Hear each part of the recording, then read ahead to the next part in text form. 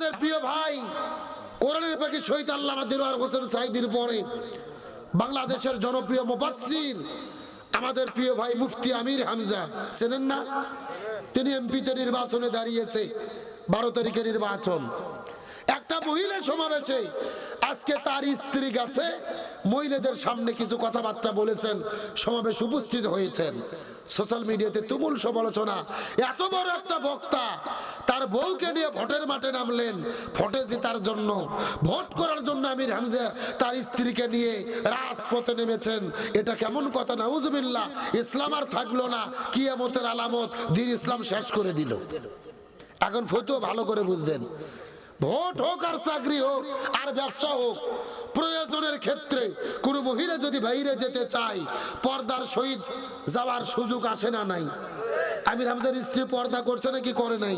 পুরো শরীর ঢাকা, হাত ঢাকা, পাও ঢাকা, মুখ ঢাকা, যত কিছু পুরো শরীর অঙ্গ প্রত্যঙ্গ ঢেকে তিনি গিয়েছেন তার স্বামীর একটা মহিলা সমাবেশ, পর্দানশীল মহিলার সমাবেশে গেছে, সেখানে তিনি গিয়েছেন। খুবই অন্যায় করেছে।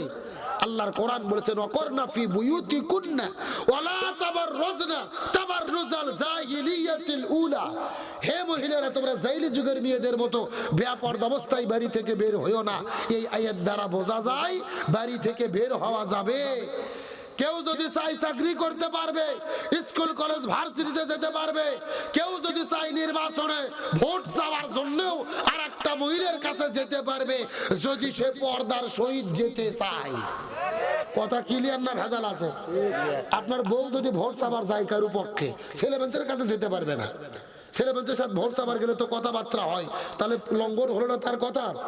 একটা বিয়ে আর একটা বিয়ের কাছে যাবে, হয়তো ভোটে যাচ্ছে, তার স্বামী ভোটে দাঁড়াচ্ছে, পর্দার সহিত যদি যায়, শরীয়তে কি বাধা আছে? আরে ভাই, শরীয়তকে আমির হামজার ভোগ দিয়ে চলে, আর ওই ঘটনার দিয়ে চলে, আর আপনার আমার ফতুয়া মতো চলে। শরীয়তের বিধান যেটা হালাল সবার জন্য হালাল, যেটা হারাম সবার জন্য হারাম। আপনারাই বলেন আমরা মহিলাদের ঘরে আটকায় রাখতে চাই, ফতুয়া দেন। আমরা অন্ধকার জগতে মহিলাদের আটকায় রাখতে চাই। আবার আমাদের মহিলারা যখন পর্দা করে ঘর থেকে বের হয়েছে, তখন আরো মাথা নষ্ট হয়েছে। কতক্ষণ না বলতেছে মহিলারা কেন ঘর থেকে বের হলো, এরা কেন ভোটের মাঠে নামলো, ওখানে গেল সেখানে গেল। আরে ভাই, ইসলামী শরীয়তের বিধান একটা মহিলা সব করতে পারবে যদি সে পর্দার সহিত বাড়ি থেকে বের হয়, কোনো সমস্যা। আল্লাহ তাআলা আমাদের প্রত্যেকের স্ত্রীকে পর্দার বিধান মেনে চলার তৌফিক দান করুক। সকলে বলেন আমিন। আল্লাহ ফতুয়া থেকে আমাদের বেঁচে থাকার তৌফিক দিক, আমিন কর। এই বাংলাদেশের মানুষের তো ধারণা ছিল যে মোল্লার দৌড় হলো মসজিদ পর্যন্ত, কিন্তু আল্লামা সাঈদী প্রমাণ করে গেলেন মোল্লার দৌড় মসজিদ পর্যন্ত নয়, মোল্লার দৌড় হলো সংসদ পর্যন্ত। আল্লামা সাঈদী সংসদে গিয়ে কোরআনের কথা বলেছে। আমরা বিশ্বাস করি মুফতি আমির হামজা ভাই, তিনি একজন মুফাসসির, তিনিও নির্বাচিত হবে, সম্মানিত হবে এবং সংসদে গিয়ে কোরআনের কথা বলবে ইনশাআল্লাহ। তার কারণ আলেমদের দায়িত্ব শুধু ওয়াজ করা না, শুধু নামাজ পড়ানো না, শুধু জিকির করানো না। আলেমদের দায়িত্ব যেই রকম মসজিদ পরিচালনা করা, একই রকম আলেমদের দায়িত্ব এই সমাজের নেতৃত্ব কোরআন দিয়ে দেওয়া। তার কারণ রাসূলের সিরাতের শিক্ষা, যিনি মসজিদের ইমাম হবে তাদেরকে রাষ্ট্রের ইমাম হতে। আমির হামজা ভাইকে হত্যার হুমকি দেওয়া হলো, তার বাবা মাকে রাস্তায় ধরে লাঞ্ছিত করা হলো। কাপুরুষদেরকে বলতে চাই, আমির হামজার বাবা মাকে আক্রমণ করো না, তার বিরুদ্ধে লাগিও না, যা রাজনীতি সে করো। আল্লাহ যদি চাই আমির হামজা একজন আলেম, আমরা দোয়া করি আল্লাহ তাআলা আমির হামজা ভাইকে বিজয়ী দান করুক, আমিন বলেন। আল্লাহ তাকে সম্মানিত করুক, বলেন আমিন। তার কারণ মমতাজ হয়েছিল সংসদ সদস্য, সংসদে গিয়ে গান গিয়েছে। একটা আলেম যদি সংসদ সদস্য হয়, ও গান গাবে না, ও সংসদে কোরআনের কথা বলবে। তাহলে পর্দার বিধান ফরজ করলেন কে? আরো ধরে বলেন। আমার বন্ধুগণ, মুসলমান ভাইরা, গভীর মনোযোগ। যে কথা বলতেছিলাম, খাদিজা রাদিয়াল্লাহু তাআলা আনহা রাসূলকে ডাক দিয়ে বলে, ইয়া রাসূলুল্লাহ, আমি ছিলাম মক্কার সবচাইতে ধনবতী রমণী। আমার হাজার হাজার মানুষ বলতে পারবে আমার হাত কেমন, পাও কেমন, শরীরের চেহারাটা কেমন, আমার মুখের ঢাকটা কেমন। তার কারণ আমি মক্কা, মদিনা, দামেস্কের ভেতরে ব্যবসা বাণিজ্য পরিচালনা করেছি। সেই সময় পর্দার কোনো বিধান ছিল না। রাসূল ডাক দিয়ে বলে, খাদিজা, মনের মধ্যে কষ্ট নিও না। এইবার তোমাকে জিজ্ঞাসা করি, বলো বলো তো দেখে তোমার পেটের মধ্যে থেকে জন্মগ্রহণ করেছে ফাতেমা, এই ফাতেমার হাতটা কেমন, ফাতেমার পাটা কেমন, ফাতেমার চেহারাটা কেমন, ফাতেমার জবটা কেমন বলো তো দেখি। এই ফাতেমাকে, এই ফাতেমার চেহারা সম্পর্কে এই দুনিয়ার কত মানুষে মন্তব্য করতে পারবে, এই দুনিয়ার কত মানুষ বলতে পারবে ফাতেমার চেহারাটা কেমন, ফাতেমার হাতটা কেমন, পাওটা কেমন, শরীরের গঠনটা কেমন, এই দুনিয়ার কত মানুষ বলতে পারবে বলো তো দেখি। খাদিজা কান্না করে করে বলে, ইয়া রাসূলুল্লাহ, আমার মেয়ে ফাতেমা হলো পর্দানিশী, আমার মেয়ে ফাতেমা হলো পর্দানিশী, এই দুনিয়ার কোন মানুষে ফাতেমা সম্পর্কে মন্তব্য করতে পারবে না।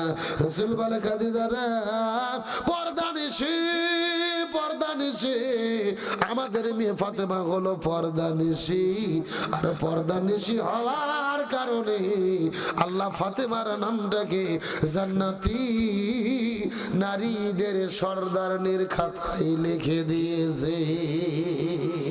কারণ হলো পর্দা। জোরে বলেন কারণ কি?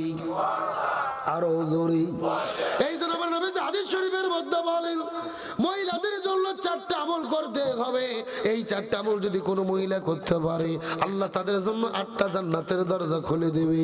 1 নম্বর হলো নামাজ, 2 নম্বর হলো রোজা, 3 নম্বর স্বামীর খেদমত, 4 নম্বর পর্দা। 1 নম্বর নামাজ, 2 নম্বর রোজা, 3 নম্বর স্বামীর খেদমত, 4 নম্বর পর্দা। এই 4টা আমল যদি কোনো মহিলা করতে পারে, আল্লাহ তাদের জন্য 8টা জান্নাতের দরজা খুলে দেবে। যেই দরজা পছন্দ ওই দরজা দিয়ে তারা আল্লাহর জান্নাতে চলে যাবে। আল্লাহ মহিলাদেরকে 4টা আমল করার তৌফিক দান করুক, বলেন আমিন। আর আমি আপনাদের জন্য আলোচনা করলাম, দীর্ঘ 3.5 ঘন্টা হয়ে গেল, আমি দীর্ঘক্ষণ ধরে আপনাদের মধ্যে আলোচনা করলাম। শান্তির জন্য 2টা জিনিস লাগবে।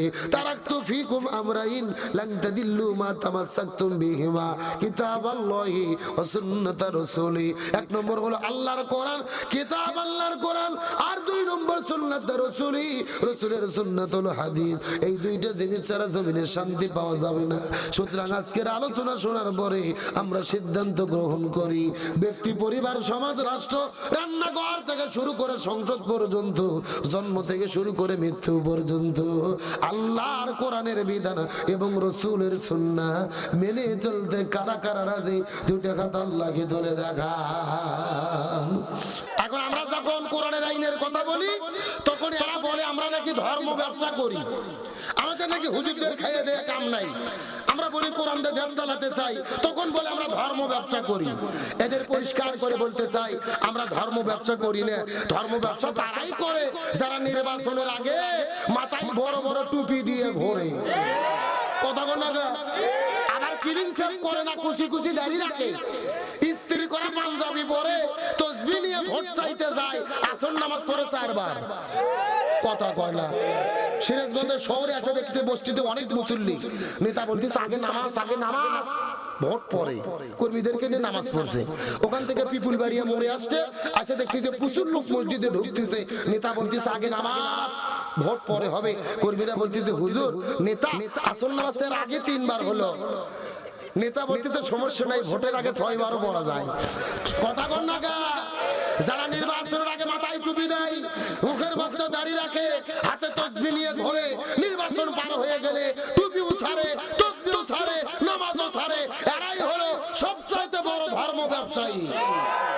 আবার নেতা বলতেছে নির্বাচনের দিনে তাহাজ্জুদের নামাজ পড়ে আমাদেরকে ভোট কেন্দ্রে যেতে হবে। সারা বছর নামাজের খবর নাই, নেতা বলতেছে ভোটের দিনে তাহাজ্জুদ নামাজ পড়তে হবে। কথা বল না, সারা বছর কর্মীরা নামাজ পড়লো কিনা নেতার কোনো খোঁজ নাই। নেতা মঞ্চে নামাজ পড়তেছে জামাতে, লক্ষ কর্মীকে সামনে রেখে মিডিয়ার সামনে ভাইরাল হওয়ার ধান্দা, আর কর্মীরা বেরি টানতেছে, নামাজ পড়তে বলে না। নামাজ পড়ার কথা বললে যদি দাদা বাবুরা খুশি হয়ে ইসলামী দলের ত্যাগ দেয়। কথা কন না, সারা বছর নামাজ না পড়ে তাহাজ্জুদের নামাজ পড়ে ভোট দিতে যাওয়া, এটাই হলো এক প্রকার ধর্ম ব্যবসা। মানে জনগণ বুঝতেছে আমরা তাহাজ্জুদ গুজারি রে, আল্লাহর ওলি। কথা কন না গা। সুতরাং বলতে চাই আমাদেরকে ধর্ম ব্যবসায়ী বলবেন না। ধর্ম ব্যবসা তারা করে যারা ধর্মকে ব্যবহার করে শুধুমাত্র নির্বাচনের আগে। আমরা ভোটের আগেও মাথার টুপি দেই, সারা বছর মাথার টুপি দিয়ে ঘুরি, সারা বছর কোরআনের আইনের কথা বলি, ভোটের আগেও কোরআনের আইনের কথা বলি।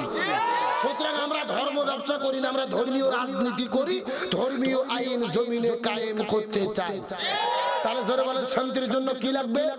কোরআনের আইন। জোরে বলেন কি আইন? ভালো করে বোঝেন। এই যে আপনারা এখানে লিখে দিয়েছেন আব্দুল সালাম যুক্তিবাদী, আমি যুক্তি দিয়ে কিছু কথা আপনাদেরকে বুঝাই। মনে করেন যে বাংলাদেশের ঢাকা শহরে বিশাল বড় একটা পানির ট্যাঙ্কি আছে। জোরে বলেন কিসের ট্যাঙ্কি? ওই ট্যাঙ্কির মধ্যে থেকে পাইপ দিয়ে দিয়ে বাংলাদেশের 64টা জেলায় পানি সাপ্লাই দেওয়া হয়। কিন্তু ঢাকা শহরে যে পানির ট্যাঙ্কি আছে, ওই ট্যাঙ্কির ভিতরে একটা মরা বিড়াল মরিয়ে পচে গন্ধ উঠে আছে। আমার কথা বুঝেছেন? এখন একটা পাইপ আস্তে আস্তে আস্তে আস্তে আপনাদের এই সিরাজগঞ্জ শহরে এসেছে। এখন বলেন তো পাইপ দিয়ে যে পানি বের হচ্ছে ভালো না গন্ধ? এখন এই গন্ধ পানি বের হওয়ার পরে সিরাজগঞ্জ জেলার যত বড় বড় হুজুর আছে, ইমাম, মুয়াজ্জিন, খতিব, মুফতি, মুহাদ্দিস, ফকি, সব আলেমদেরকে ডেকে বলা হয়েছে, এই হুজুরের গোষ্ঠীরা, এই যে গন্ধ পানি বের হচ্ছে তোমরা থু দিয়ে দিয়ে